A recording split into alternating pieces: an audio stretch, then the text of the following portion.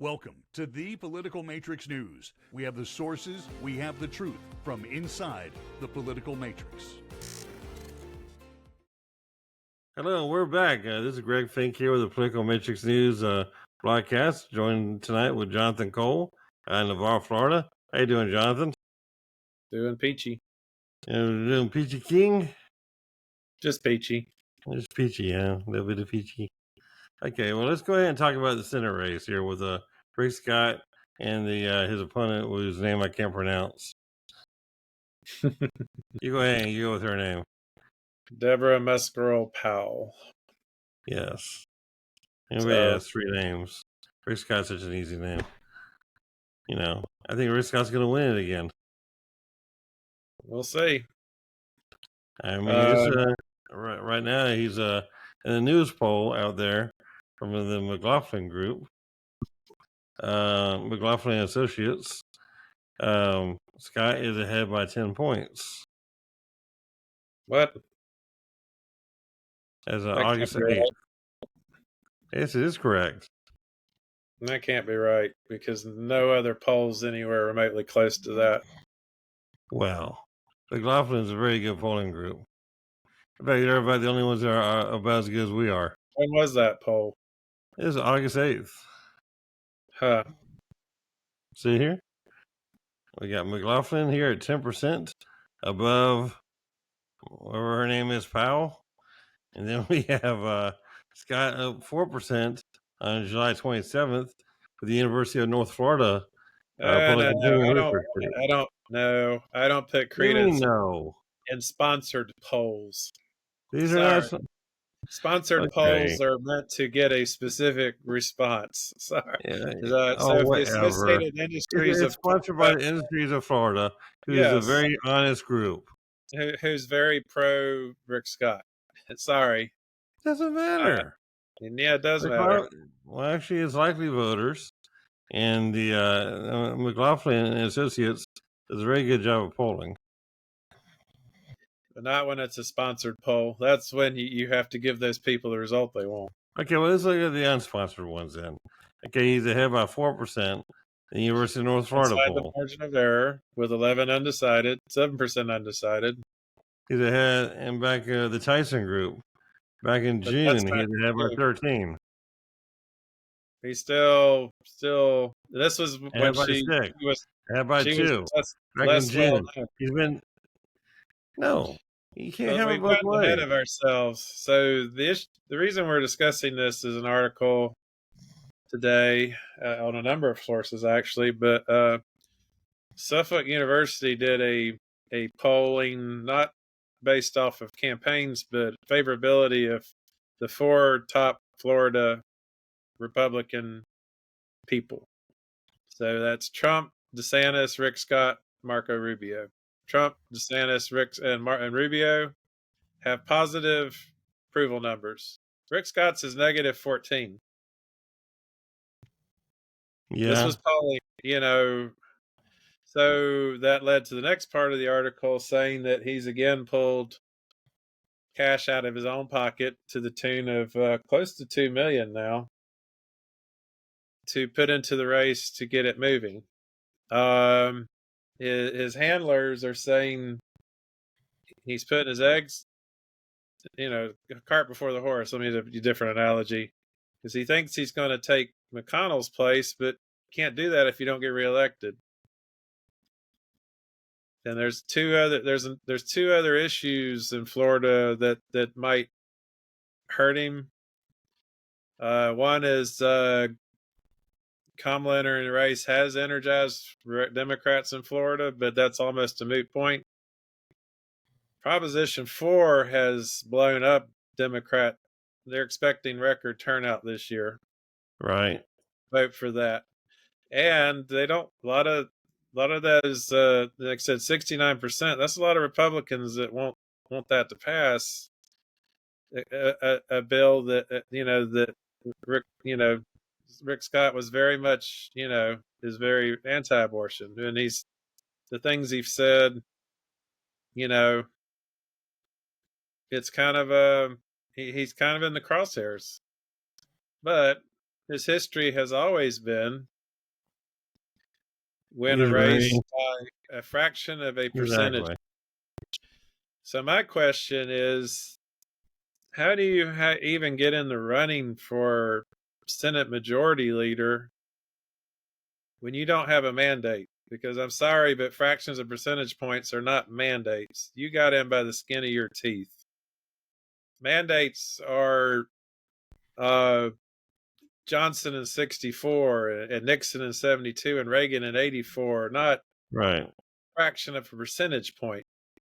When you have a mandate, you can do. The people are saying you do what you need to do. We've got your back. And Well, I think Florida's Rick Scott. never said that about Rick Scott. Yeah, I think his largest victory has been like 2%. I don't even think it was that big. It was a 1 point something. Because well, in the primary he did really well against Bill McBride back in 2010. I was talking about general elections. Oh, okay, general election, yeah. He's never won a general election by more than about 0.4%. Must have been a little bit bigger than that. Nope, It's been a little bit more than that, yeah. barely. So, I think Bill Nelson he beat by 0.2 of a point. Barely, like 1.8 something % of a percent. He likes to have a close nail biter. Automatic recount. So It was like a landslide. and that was a poorly run campaign. I know because I was there. I mean, I've been a very big Rick Scott fan for a long time. I mean, he handled Florida very well. He's a great governor of Florida, in my opinion. I think he's one of the best governors we had of Florida, in my personal opinion. And I haven't been, I'm not very old though. I'm only 50 years old, but as far as I remember, he was a very good governor. And I think his policies were very good. He created a lot of jobs. He put Florida back to work, which is his whole idea, was to get Florida back to work, because we had gone through a time there where jobs just were not coming here at all. And what explains he did a very good job of popularity? What? What explains the lack of popularity? I don't think he has a lack of popularity as far as charisma or people liking him goes. I think his lack of popularity with the close elections is that he runs the election and budgets the election close enough just to win and not to blow anybody out. But that gives it always ends up to play with. The whole idea is to win by one vote or more. You need 50% plus one. Then you don't have a mandate. Your mandate's the plus one. No. I got it. I understand what you're talking about. Well, let's talk about here. When DeSantis won by 19 points, that's a mandate. Well, that was also a curious result. We've had that discussion. Yeah, but we've had a lot of discussions about that. I have we've never had a statewide election that spread out in history of the state of Florida. I don't think ever. Not modern history by far. And for him to be that type of a rock star, then lay the dud he did on the presidential cycle. Oh no, his ratings now are he's still positive, but before not good. Yeah.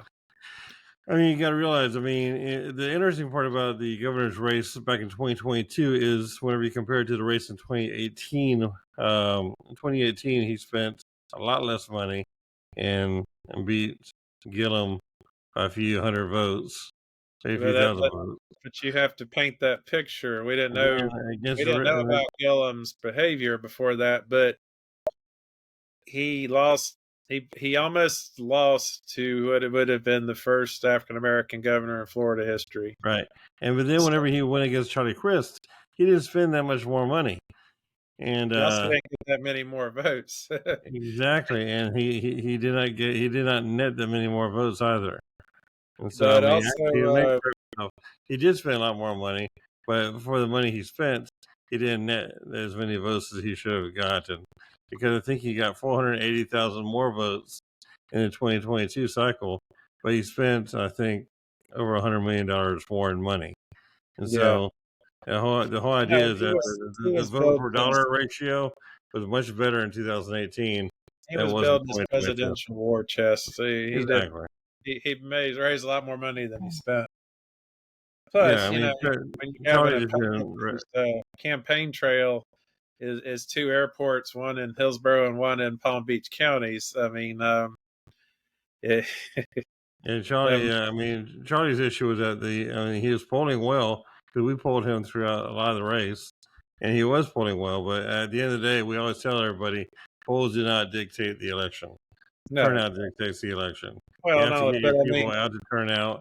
If they don't turn if, out, the polls can be rosy and happy and great all you if want. it didn't turn You'll out still because lose. he wasn't engaging. Yeah, We and told him that's come it. panhandle, never did. That's the whole thing with Rick Scott. I mean, Rick Scott always polls very well as also, but a lot of times, getting everybody out, and getting them engaged to turn out to vote for you, it does not, ring as Well, easy as it is to get them to say yes on a poll. there's another issue here besides the abortion debate and Proposition 4 that's just driving voters, but also Proposition 2, is it, with the marijuana? That's He 3 came an out hour. on record with the 1930s version of it's a gateway drug. It is a You know, gateway drug. yeah. Let's get It is a people. gateway drug. However, it's a gateway drug that most people are okay with the gate. They're okay with No, it. gateway drugs are addictive, and marijuana is not addictive. So, Well, uh, psychologically, it is. well, I beg to but differ on that one.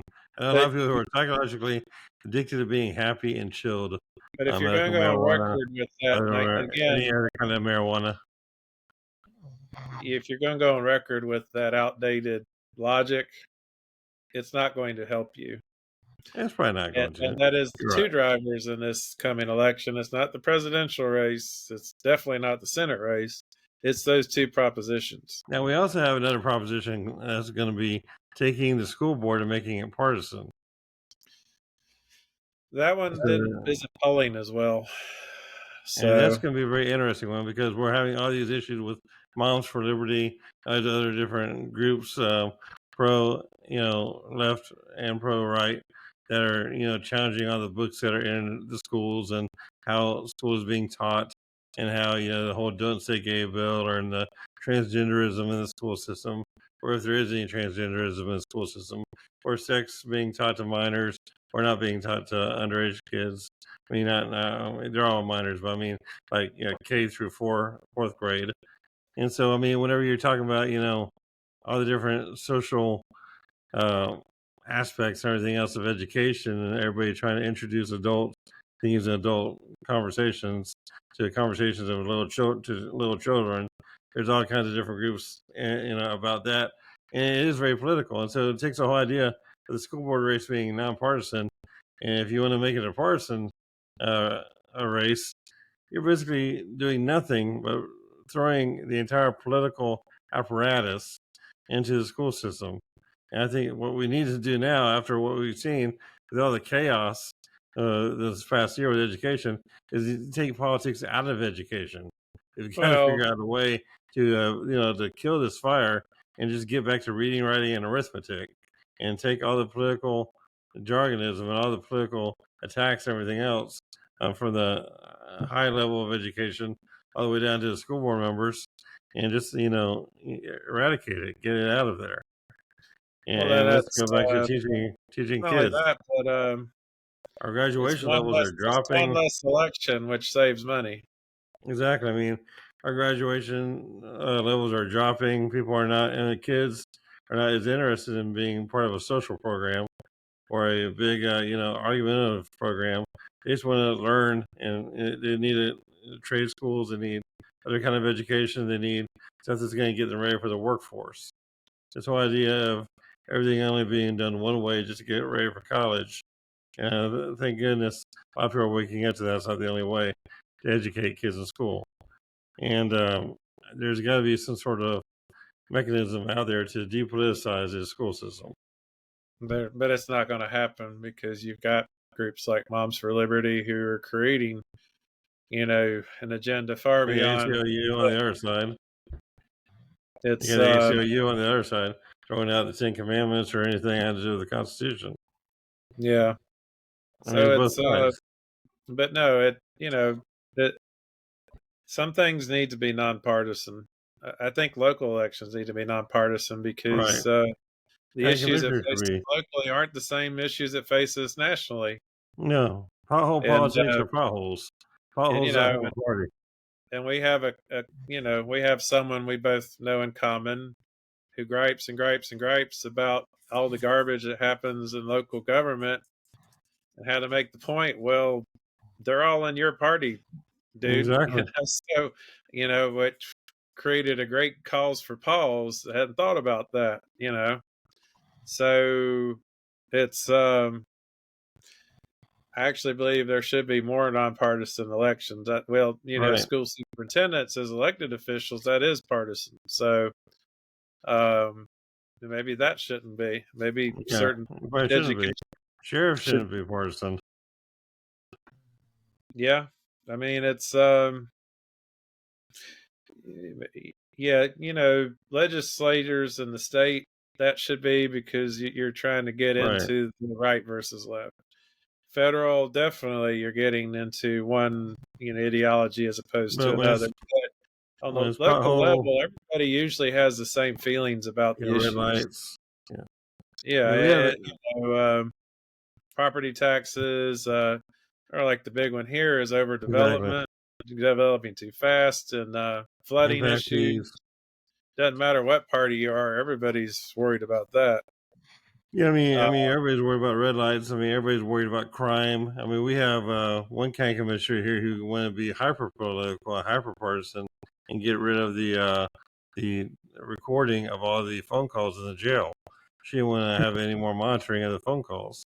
And she says yeah, violating their Fourth Amendment rights. And then on top of that, she gave them unlimited phone calls. They're all free. And so the taxpayers are paying for unlimited free phone calls in Alachua County with no monitoring them whatsoever. I mean, we have no idea what kind of drug deals are going on, what kind of yeah. criminal activity is going on. I know they're not ordering pizza. I know they're not organizing, men's Bible worships.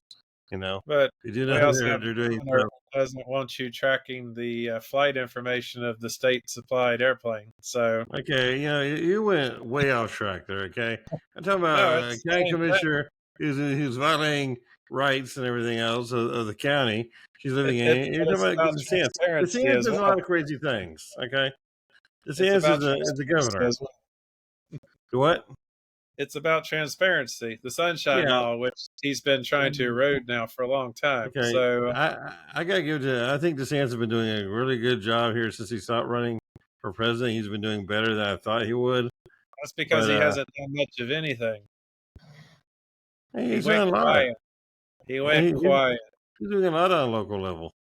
He signed some laws that were already passed in the legislature. I do think he's getting ready to run for president again. I think he's. I think he learned a lot on this last race. How to communicate differently with people. I mean, because that's always been his biggest problem is communication, in my opinion, He with can't people. physically smile without looking like a Chucky doll. He does not look like a That's Chucky his doll. biggest issue. Hey, And that's what Chucky has everybody crazier said. hair. But I mean, when he Well, tries we'll to go ahead and show a smile, picture. We'll show a picture of Chucky right here on the screen. And so, see, yeah, his hair is a lot crazier. but when DeSantis tries to smile, it just looks like whoa. It does not look like red rum. No. No. So He does not look like the guy from Child's Play. and that segues into an issue too big to bring up here, but it's still, once Trump, for whatever reason, is out of the picture, who's going to pick up the mantle? Because the thing that Trump does bring to the table that nobody else I see in that party has, let's face it, charisma and the ability to move people. Yes, he is a movement leader. That's very, very But true. I mean, but he has Unfortunately, he thinks that his charisma. crowds are larger than MLK's, which I thought was curious. Yeah, that got debunked. Yeah. But It's kind of funny. He's built his brand for 40 years. Yeah. Fine-tuned it with The Apprentice, and then boom, I'm going to run for president. But by then, you're talking about a household name that didn't need any marketing. Yeah, I know. And since then, he keeps people engaged. He keeps a lot of people But who's deluded. next? But who's going to pick up the mantle and take his place? Unfortunately, for somebody to do that, it would have to be somebody old who's been out there in the world for 40 or 50 years building a brand. But I have no idea who that person is. that's just the Is it point. Mark Rowe? Mike Rowe? No. There's rumors about him wanting to get into politics. So in 4 years, you're going to have again 18 Republicans running in the primaries again, and none of them do more than barely stay for long. Yeah, nobody has the movement factor or the longevity factor or the name ID that Donald Trump has. That's true. It's like which, like I said, that's a subject for its entire segment. But but back to Rick Scott. Rick Scott could be that person. He could be. Can't hardly win in Florida. Well, I mean, maybe on a nationwide level, Florida is a tough state. Rick Scott can't blink.